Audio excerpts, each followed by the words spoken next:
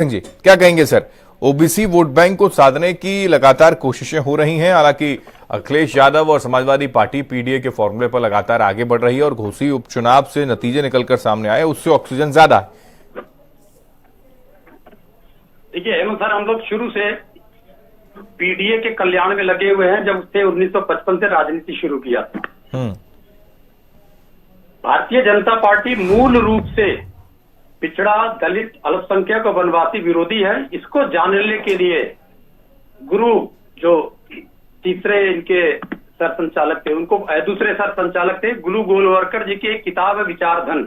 हाँ। उसमें पढ़ना पड़ेगा, उसमें स्पष्ट रूप से इन्होंने लिखा हुआ है। दूसरा प्रमाण देता हूं, 1978 में ये हमारे साथ आ गए थे अपनी पार्टी का विलय लेकर के, भारतीय जनसंघ का।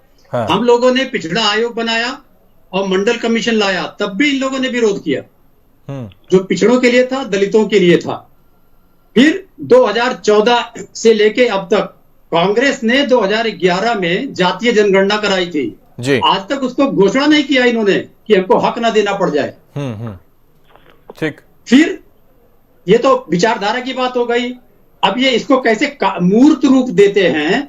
इन्होंने क्या किया, जितने भी आरक्षण की नौकरियां थी उसमें सब जगह संविदा कर्मियों को रख दिया या आउटसोर्सिंग पे कर दिया। इससे पिछड़ों का, दलितों का अधिकार मारा गया। इसका कारण है, इसके कारण में जब आप जाइएगा तो श्री मोहन भागवत जी हैं, वो घूम घूम के आरक्षण का विरोध करते हैं। तो इसलिए बीजेपी मजबूर हो जाती है और उसने पिछड़ों दलितों का अधिकार लगभग खत्म कर दिया है। सारी यूनिवर्सिटीज में, पूरे भारतवर्ष की यूनिवर्सिटीज में कहीं ठाकुर साहब जी भर्ती हो गए, कहीं पंडित जी भर्ती हो गए। लखनऊ ले लीजिए, गोरखपुर ले लीजिए, बीएचयू ले लीजिए। फिर वो संसद के अंदर खड़े होकर अमित शाह कहते हैं कि हमारी ओबीसी को लेकर कितनी भागीदारी है, वो तो हमारी संख्या सांसदों की बता रही है। वो ये जिक्र करना शुरू कर दें कि 30% तो सांसद हमारे ओबीसी से जाते हैं।